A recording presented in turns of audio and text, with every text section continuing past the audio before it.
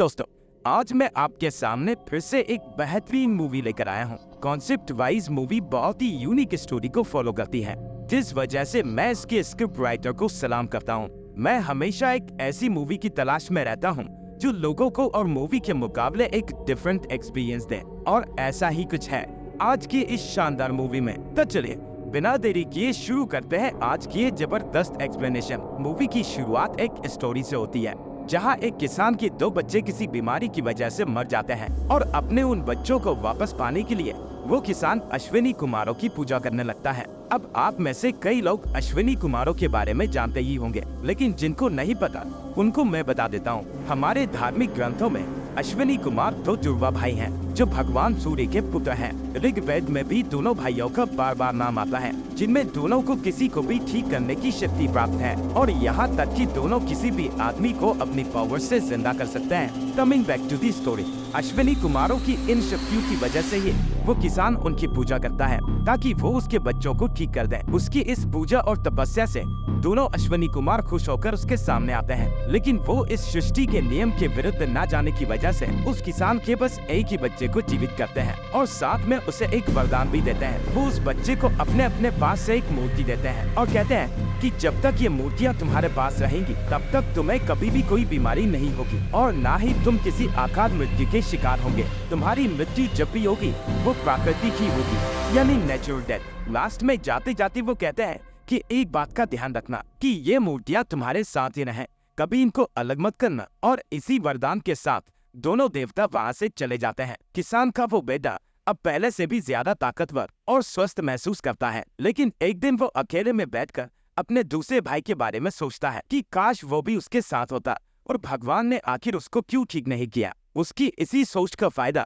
नरका नाम का शैतान उठाता है। वो फौरन एक आदमी का भेष रखकर उस बच्चे के पास जाता है और उससे उदास होने की वजह पूछता है। उस बच्चे की बात सुनकर वो कहता है कि अरे इतनी सी बात, लाओ मुझे एक मूर्ति दो, मैं अभी तुम्हारे भाई को फिर से जिंदा कर देता हूँ। पहले तो बच्चा हिचकिचाता है क्योंकि उससे वो मूर्तियाँ अलग करने के लिए देवताओं ने मना किया था, लेकिन नरका इस बात को भांप लेता है और उससे कहता है कि अरे ज्यादा मत सोचो, उन देवताओं ने तुम्हें भी इन्हीं मूर्तियों की शक्तियों से जिंदा किया था, लेकिन वो तुम्हारे भाई को जिंदा नहीं कर पाए। मुझे पता है कि तुम्हारा भाई कैसे जिंदा होगा, मुझे इन मूर्तियों का इस्तेमाल करना आता है। अब ये सुनकर बच्चा उसकी बातों में आ जाता है और नरका को एक मूर्ति दे देता है। अब नरका उस मूर्ति की शक्ति की मदद से पाताल लोक से एक शैतान को बाहर बुलाता है, जिसके बाद पूरे गांव में लोगों और जानवरों की मौत होने लगती है। अब इसी के बाद शुरू होती है मूवी की मेन स्टोरी लाइन, जिसे आपको ही ध्यान से सुनना होगा। यहाँ हमें आरती नाम की एक लड़की और उसकी हवेली के बारे में बताया जाता है। आरती असल में एक आर्कियोलॉजिस्ट थी जो रहस्यमय तरीके से गायब हो गई थी। इन्वेस्टिगेशन में पता चला था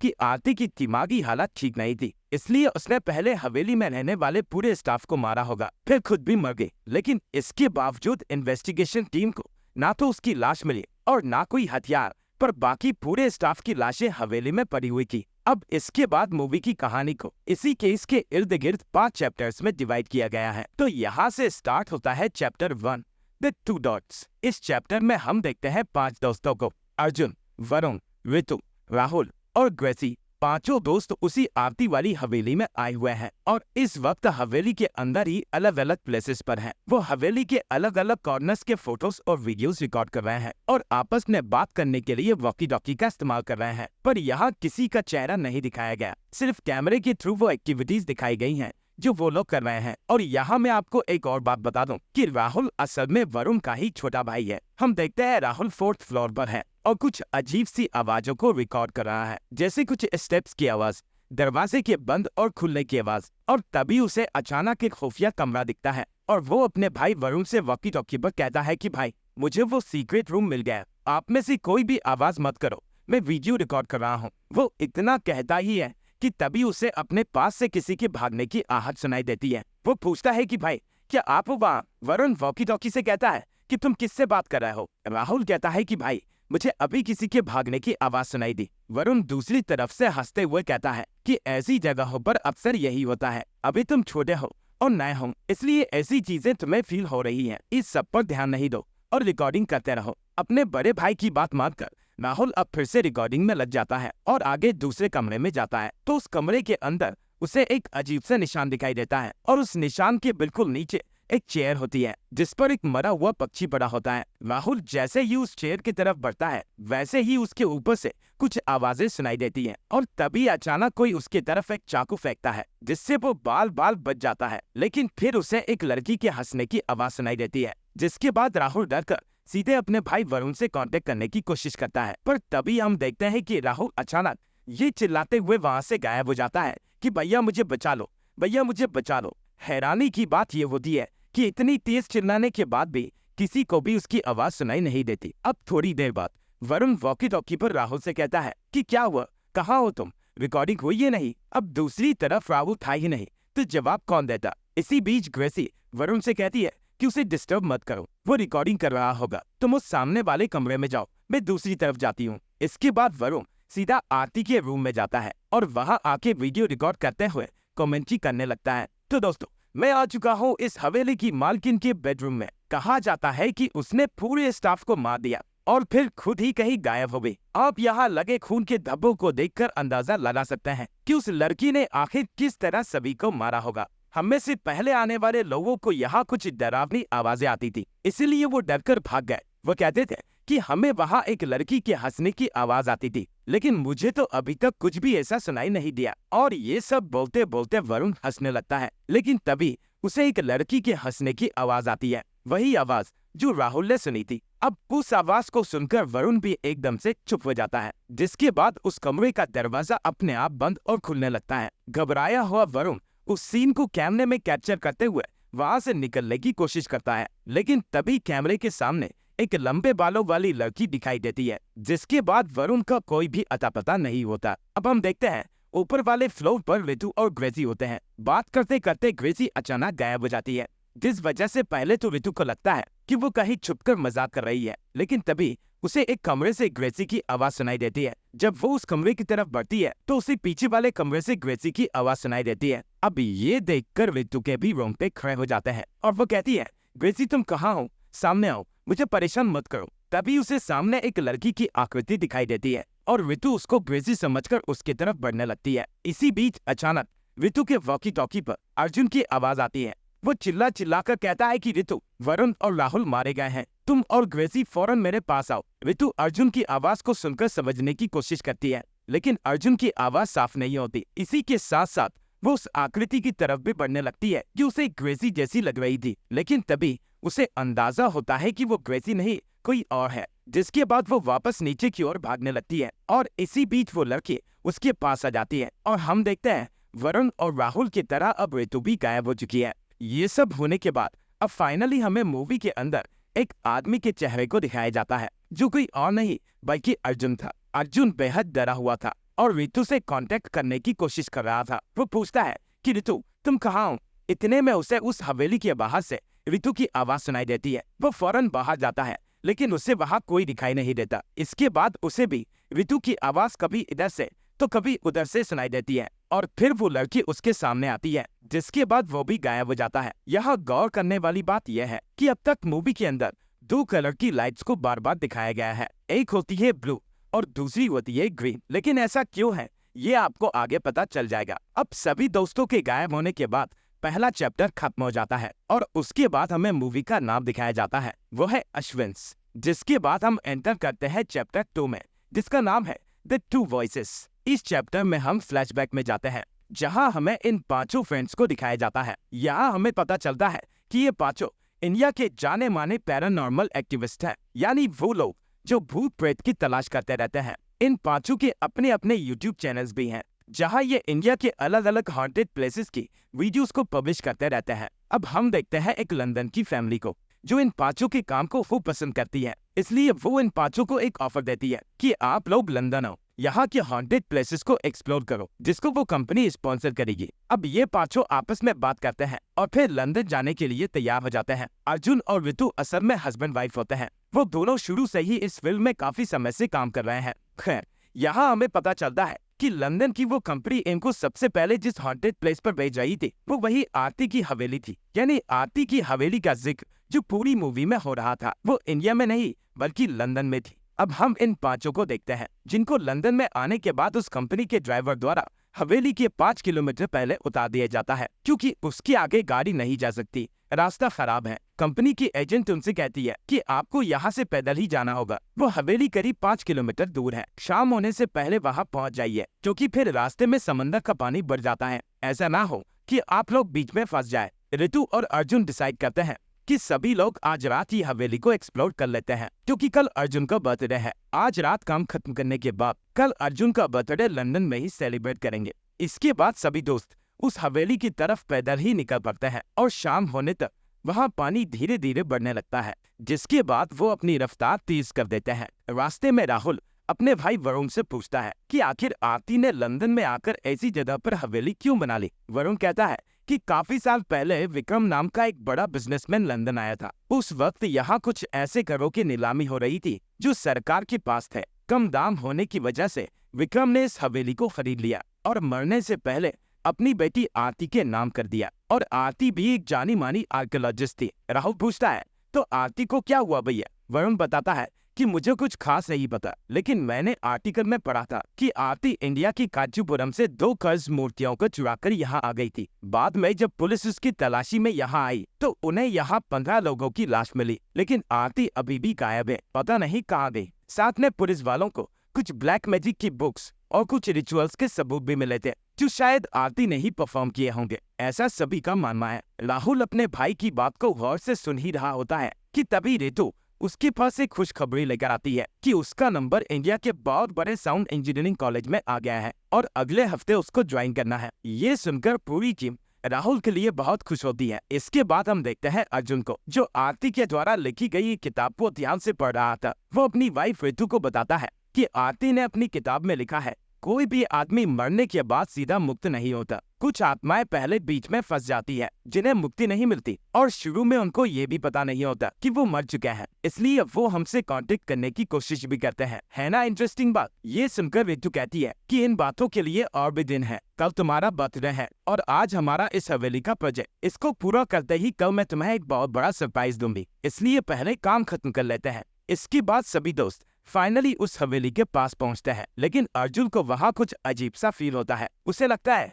कि कोई उसे बुला रहा है। उसे कुछ मंत्रों की आवाज भी सुनाई देती है, पर वो सोचता है कि उस बुक को पढ़ने से शायद उसके दिमाग में ये सब चल रहा है। खैर, अब सभी लोग अंदर जाते हैं और अपने अपने ऑडियो डिवाइसेस और वीडियो कैमरास को प्लेस करते हैं। इसके बाद सभी डिसाइड करते हैं कि एक एक बंदा अलग अलग फ्लोर पर जाएगा, क्योंकि हवेली काफी बड़ी है और ये काम आज ही रात में खत्म करना है। इस तरह फाइनली सभी अपना अलग अलग फ्लोर डिसाइड करते हैं। यहाँ हम देखते हैं अर्जुन को, जो जैसे ही सीढ़ियों पर चढ़ना शुरू करता है वैसे ही उसे ठीक वैसी ही आवाजें फिर से सुनाई देती हैं। वो घबराकर एकदम से ऊपर देखता है और डरकर वही बेहोश हो जाता है। दूसरी तरफ ग्रेसी एक कमरे में आकर एक बड़े मिरर का फोटो लेने लगती है, लेकिन उसका लेंस उस फोटो को कैप्चर नहीं कर पाता। वो बार बार फोटो लेने की कोशिश करती है, जिस बीच उसे एहसास होता है कि वो मिरर उसकी तरफ तेजी से बढ़ रहा है। ये देखकर वो वहाँ से भागने लगती है और वरुण को जोर जोर से आवाज देने लगती है, पर वॉकी टॉकी उसी कमरे में रह जाने की वजह से कोई भी उसकी आवाज नहीं सुन पाता और ग्रेसी अचानक से गायब हो जाती है। और यही होता है चैप्टर 2 का दी एंड। इसके बाद हम एंटर करते हैं चैप्टर 3 के अंदर, जिसका नाम है द टू कजिन्स। यहाँ हम देखते हैं अर्जुन को,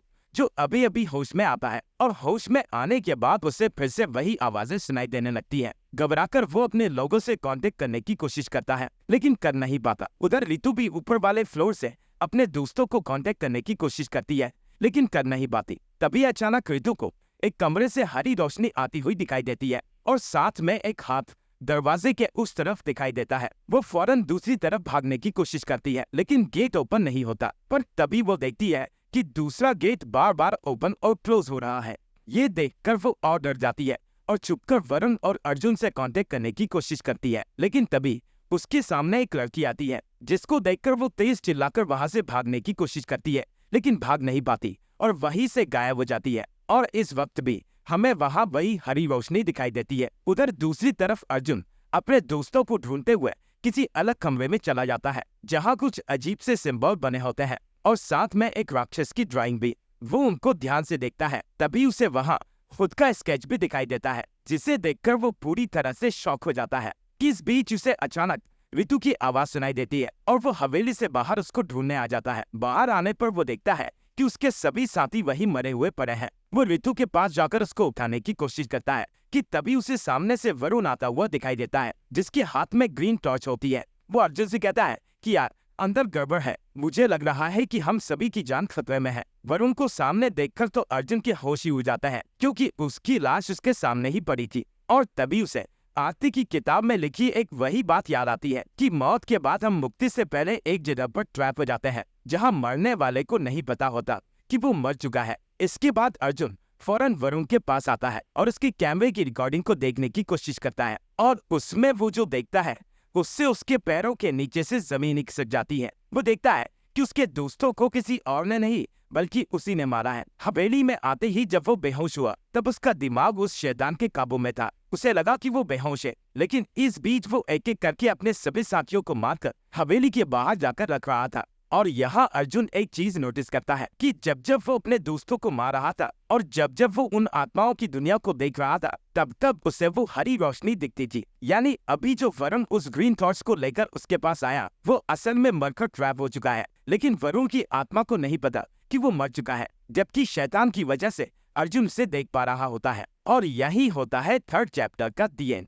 इसके बाद हम एंटर करते हैं फोर्थ चैप्टर में, जिसका नाम होता है the minds of two words. इसकी शुरुआत में अर्जुन बहुत ही कंफ्यूज और डरा हुआ होता है। वो ये जानने की कोशिश करता है कि क्या वो भी मर चुका है और आत्माओं की दुनिया में है, या फिर वो अभी जिंदा है और दोनों दुनियाओं को महसूस कर पा रहा है। तभी उसे आरती की किताब में लिखी कुछ बातें याद आती हैं कि जो आदमी आत्माओं की दुनिया में फंसा है वो वापस इंसानों की दुनिया में यानी अपने शरीर में जा सकता है, लेकिन उसके लिए उसे उन आत्माओं वाली ट्रैप्ड दुनिया से आजाद होना होगा। लेकिन अगर उसे कोई उसी ट्रैप्ड दुनिया में ही मार देगा तो वो आदमी फिर असली दुनिया में वापस अपने शरीर में नहीं जा पाएगा। अर्जुन समझ जाता है कि अगर वो अपने साथियों को बचाना चाहता है तो उसे उन सभी को आजाद करना होगा ताकि वो भी अपने शरीर में वापस लौट सके। इसके बाद वो सीधा ऋतु के बैग की तरफ भागता है और वहाँ से मेमोरी ड्राइव कनेक्टर निकालता है। कनेक्टर के साथ उसे एक प्रेगनेंसी टेस्ट किट भी मिलती है जिसमें रिजल्ट पॉजिटिव था। उसे देखकर वो समझ जाता है कि ऋतु उसे कल यही सरप्राइज देने वाली थी कि वो माँ बनने वाली है। ये देखकर अर्जुन थोड़ा इमोशनल हो जाता है, लेकिन उसका डर इस वक्त उसके इमोशंस पर हावी था, इसलिए वो फौरन उस कनेक्टर के अंदर उस मेमोरी कार्ड को लगाता है जो उसे आरती के कमरे में तब मिली थी जब वो उसके बेडरूम को एक्सप्लोर कर रहा था। फिर वो उसको लैपटॉप से कनेक्ट करता है जिसमें उसे आरती की खुद की रिकॉर्डिंग मिलती है। पहली रिकॉर्डिंग में आरती उन्हीं अश्विनी देवताओं की कहानी सुना रही होती है जो मैंने आपको मूवी की शुरुआत में बताई थी। बीच में वो बताती है कि जब उस बच्चे ने एक मूर्ति को उस राक्षस को दिया तब उसने पाताल लोक से एक शैतान को निकालकर उसे उस बच्चे के भाई का रूप दे दिया। इसके बाद जब उन दोनों भाइयों ने उस गांव में कदम रखा तब से उस गांव के लोगों और जानवरों की मौत होने लगी। काफी सालों बाद कुछ ऋषियों ने पता लगा लिया कि ये सब क्यों हो रहा है, इसलिए उन्होंने उस राक्षस को पहले मंत्रों से कैद किया और फिर उससे वो मूर्तियां ले ली। इसके बाद उन्होंने उस राक्षस को पाताल लोक में कैद कर दिया और उन मूर्तियों को आपस में बांधकर कहीं गाड़ दिया ताकि फिर कोई उन मूर्तियों को अलग ना कर पाए और वो राक्षस फिर से आजाद ना हो पाए। पर सैकड़ों सालों बाद आरती ने अपनी टीम के साथ इस विषय पर काम किया और काफी महीनों की खुदाई के बाद उन मूर्तियों को हासिल कर लिया जो ऋषियों ने गाड़ी थी। वो उन मूर्तियों को और कुछ प्राचीन लिपियों को लेकर अपने फ्रेंड के गेस्ट हाउस में स्टे करती है ताकि उन पर रिसर्च कर सके। एक्साइटमेंट में वो इतनी पागल हो जाती है कि अपनी टीम के आए बिना ही उन लिपियों को पढ़ने की कोशिश करती है पर पढ़ नहीं पाती। उसके बाद वो बॉक्स खोलती है जिसमें वो दोनों मूर्तियां रखी थी। वो मूर्तियां किसी तरह के पवित्र धागों से बंधी हुई होती हैं, लेकिन बाहर निकालते ही पता नहीं आरती को क्या हो जाता है। वो फौरन उन दोनों मूर्तियों को एक दूसरे से अलग कर देती है। अलग करते ही अचानक आरती को खून की उल्टियां होने लगती है और वहाँ की पावर भी कट हो जाती है। 1 सेकंड बाद ही पावर वापस आती है और वहाँ से एक मूर्ति गायब हो चुकी होती है। अब ये देखकर आरती इतनी डर जाती है कि अगले ही दिन वो सीधे लंदन अपनी हवेली पर आ जाती है। अब एक मूर्ति उसके पास होने की वजह से उसे कुछ ऐसी नॉलेज आ जाती है जो आम आदमी के पास नहीं होती और तभी वो एक किताब लिखती है जिसमें वो असली दुनिया और आत्माओं की दुनिया के बारे में काफी कुछ इन्फॉर्मेशन लिख देती है। ये वही बुक थी जो अर्जुन ने पढ़ी थी, पर इस नॉलेज के साथ साथ आरती को कुछ आवाजें भी सुनाई देने लगती है। वो उस हवेली से भागने की कोशिश भी करती है, लेकिन घूम फिर कर वापस अपने कमरे में ही आ जाती है। अब वो समझ जाती है कि इस तरह वहां से नहीं निकाला जा सकता, इसलिए वो फौरन उस लिपि को पढ़ने के काम में लग जाती है। कुछ दिनों में आखिरकार वो पता कर ही लेती है कि आखिर उस लिपि में क्या लिखा था। उसे पढ़कर उसके मुंह से अब एक शब्द ही निकलता है, ये मैंने क्या कर दिया, मुझसे बहुत बड़ी गलती हो गई। ये बोलते ही उसे एक साथ बहुत सारी आवाजें सुनाई देने लगती हैं और फिर उसके साथ ठीक वैसा ही होता है जैसा अब तक अर्जुन के साथ हुआ। वो बेहोश होती है, अपने स्टाफ को मारती है, लेकिन उसे कुछ भी पता नहीं होता। अर्जुन अब बाकी वीडियोस को चलाने की कोशिश करता है कि तभी वहाँ उसे वरुण और ऋतु दिखाई देते हैं, वो भी हरी रोशनी में। वो समझ आता है कि वो अब उन आत्माओं की दुनिया को देख पा रहा है। उसके दोस्तों को नहीं पता कि वो मरकर उस दुनिया में ट्रैप हो चुके हैं, इसलिए वो अर्जुन से मदद मांगने लगता है। अर्जुन कहता है कि फिक्र मत करो, सब ठीक हो जाएगा। जिसके बाद वो वापस आरती के कमरे में आकर सीधे लास्ट वाली वीडियो को चलाने लगता है, जिसमें आरती भगवान द्वारा दी गई उस मूर्ति की शक्ति की मदद से काफी ज्ञान हासिल कर लेती है। वो तभी अर्जुन का स्केच बनाकर कहती है कि मुझे पता है एक दिन तुम यहाँ आओगे, मेरी इस वीडियो को देखोगे, सिर्फ तुम ही हो जो इस राक्षस को रोक सकते हो। सूरज उगने से पहले तुम्हें इस श्राप को खत्म करना होगा। उसके लिए तुम्हें दूसरी मूर्ति को ढूंढकर दोनों को एक करना होगा ताकि वो राक्षस फिर से कैद हो जाए। लास्ट में वो ये भी बताती है कि आखिर उस लिपि में क्या लिखा था। वो कहती है कि उसमें लिखा है, जब जब वो शैतान उस पाताल लोक से बाहर आएगा तब तब भगवान एक ऐसे आदमी को उसके सामने लाएंगे जो उसका सामना कर पाएगा, और इस लोक में तुम ही वो आदमी हो जो भगवान द्वारा चुने गए हो। इसी के साथ लास्ट में वो शैतान आरती को भी अपनी तरफ खींच लेता है, जिससे हमें समझ आता है कि शायद आरती भी मरी नहीं है बल्कि उसी दुनिया में ट्रैप हो गई। खैर, ये देखकर अब अर्जुन के अंदर हिम्मत आती है कि मुझे भगवान ने ही चुना है, इसलिए वो फौरन पहले एक मूर्ति को ढूंढता है जो उसे वही कमरे में मिल जाती है। मूर्ति मिलते ही उसे अचानक आरती की आवाज आती है कि आत्माओं की दुनिया में जाओ, आत्माओं की दुनिया में जाओ। ये सुनकर अब अर्जुन समझ जाता है कि उसे दूसरी मूर्ति के लिए उस दुनिया में जाना होगा, लेकिन वो अभी भी इसी दुनिया में है और उस आत्माओं की दुनिया में जाने के लिए उसे पहले मरना होगा। इसलिए वो फौरन अपने फेस को एक पॉलिथीन से बांधकर खुद को मारने की कोशिश करता है और फाइनली दम घुटने की वजह से उसकी मौत हो जाती है। और यही होता है चैप्टर 4 का दी एंड। इसके बाद हम एंटर करते हैं चैप्टर 5 में, जो है the world of two minds. मरने के बाद अर्जुन अब पाताल लोक की उसी दुनिया में आ जाता है जहाँ सभी लोग फंस जाते हैं। हरी रोशनी होने की वजह से अर्जुन को भी कंफर्म हो जाता है कि वो इस वक्त इंसानी दुनिया में नहीं है। वहाँ उसे सामने दूसरी मूर्ति दिखाई देती है और वो उसको लेने के लिए आगे बढ़ता है, पर तभी उसे अपने ही चेहरे के जैसा एक राक्षस दिखाई देता है जो उसे उधर जाने से रोकता है। यहाँ हम देखते हैं कि वो राक्षस पूरी तरह अर्जुन के दिमाग को कंट्रोल कर पा रहा होता है और उसी के हाथों उसको मरवा देता है। लेकिन उस दुनिया में मरने के बाद अर्जुन असल में मरता नहीं बल्कि वापस इंसानों की दुनिया में जिंदा हो जाता है, और ऐसा इसलिए हो पाता है क्योंकि अर्जुन असल में उसी लड़के का पुनर्जन्म होता है जिसे अश्विनी देवताओं ने वरदान दिया था कि वो नेचुरल डेथ से ही मरेगा, कोई उसे मार नहीं पाएगा। इसलिए पाताल लोक में मरने के बाद भी अर्जुन वापस इंसानी दुनिया में आ जाता है। इसके बाद वो वापस खुद को मारकर वापस पाताल लोक में जाता है, लेकिन हर बार वो शैतान उसे कैसे भी करके मार देता है। अब इस चीज से दोनों परेशान हो जाते हैं। अर्जुन तो हार नहीं मानता, लेकिन शैतान इस बात से परेशान हो जाता है कि आखिर ये मरेगा ही नहीं तो मुझे बार बार परेशान करेगा। इसके बाद वो शैतान एक तरकीब निकालता है। इस बार जब अर्जुन पाताल लोक पहुंचता है तो वो वहां मौजूद वरुण की आत्मा से उसके ही भाई राहुल का कत्ल करवा देता है। अर्जुन वरुण को समझाने की पूरी कोशिश करता है, लेकिन वरुण उसकी नहीं सुनता। इसके बाद वो ऋतु के दिमाग में घुसकर उसको भी खुद को मारने के लिए कहता है। ऋतु भी उस दुनिया में खुद को मारने की कोशिश करने लगती है, लेकिन अर्जुन उसे समझाता है और उसे वो प्रेगनेंसी किट वाली बात याद दिलाता है, जिसे सुनकर अचानक से ऋतु के दिमाग से उस शैतान का कंट्रोल खत्म हो जाता है। ये देखकर अब अर्जुन को ये पता चलता है कि जिस तरह वो राक्षस सभी पर काबू कर रहा है, वैसे ही वो भी उन सभी को समझा पा रहा है। इसलिए हो ना हो इस वक्त वो उस राक्षस के दिमाग में भी घुस सकता है। इसलिए वो उस शैतान के दिमाग में घुसने की कोशिश करता है जहाँ उसे आरती दिखती है। वो उससे पूछता है कि आखिर असल दुनिया में वो दूसरी मूर्ति कहाँ है, क्योंकि पाताल लोक में वो राक्षस उसे वो मूर्ति नहीं लेने देगा। आरती बताती है कि वो मूर्ति हवेली के पास वाले तालाब में है। अब पाताल में मरकर पहले अर्जुन वापस इंसानी दुनिया में जाता है और फिर उस मूर्ति को हासिल करके वापस खुद को मारकर पाताल लोक में आ जाता है। वहाँ वापस आने के बाद वो उन दोनों मूर्तियों की वजह से उस शैतान के दिमाग पर पूरी तरह से काबू कर लेता है और उसी के हाथों उन दोनों मूर्तियों को उस धागे से फिर से बनवा देता है। ऐसा करते ही वो श्राप खत्म हो जाता है और शैतान वापस कैद हो जाता है। इसी के साथ सभी दोस्तों की आत्मा उनके शरीर में अपने आप आ जाती है, लेकिन एक शख्स वापस नहीं आता और वो था राहुल, क्योंकि आत्मा की दुनिया में वरुण ने अपने भाई को मार दिया था। लेकिन हम देखते हैं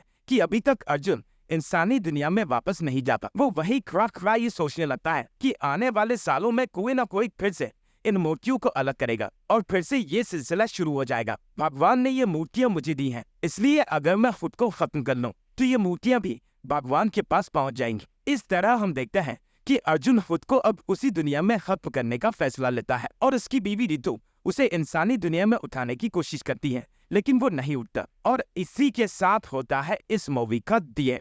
तो दोस्तों, ये थी इस शानदार मूवी की एक्सप्लेनेशन। मुझे उम्मीद है आपको ये पूरी तरह से समझ आई होगी, क्योंकि इसके पीछे की एक एक डिटेल्स मैंने आपको समझाने की पूरी कोशिश की है। इसलिए इसको लाइक करने के साथ साथ सोशल मीडिया पर शेयर करना मत भूलना। अगर नए हो तो चैनल को सब्सक्राइब करके नोटिफिकेशन बेल को भी दबा देना, ताकि कोई भी मूवी आपसे मिस ना हो। अब मैं मिलूंगा आपसे अगली ऐसी ही जबरदस्त मूवी के साथ। Till then, take care and thanks for watching.